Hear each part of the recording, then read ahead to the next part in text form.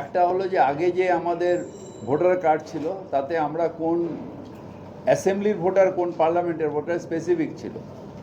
এখন এই নতুন করে একটা করতে গিয়ে, এটা উদ্দেশ্য প্রণোদিতভাবে করতে গিয়ে এরা এটাকে নিয়ে ছেলে খেলা করছে। দ্বিতীয়ত হচ্ছে, যদি ইনকাম ট্যাক্সে থাকে, যদি পাসপোর্টে থাকে, ইউনিক আইডি নাম্বার যদি আধার কার্ডে থাকে, তাহলে কেন ভোটার আইডিতে ইউনিক আইডেন্টিটি নাম্বার কেন থাকবে না? এটা আমাদের ডিমান্ড ছিল এবং এই ডিমান্ডটা পূরণ করতে হবে, নাহলে আমাদের নেত্রী মমতা বন্দ্যোপাধ্যায়ের আদেশ অনুযায়ী আমাদের বৃহত্তর আন্দোলনে যেতে হবে।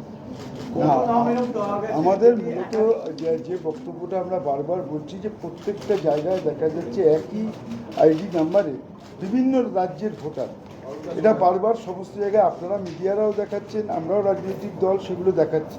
আমার মূলত প্রশ্ন যে ইলেকশন কমিশন নীরব কেন?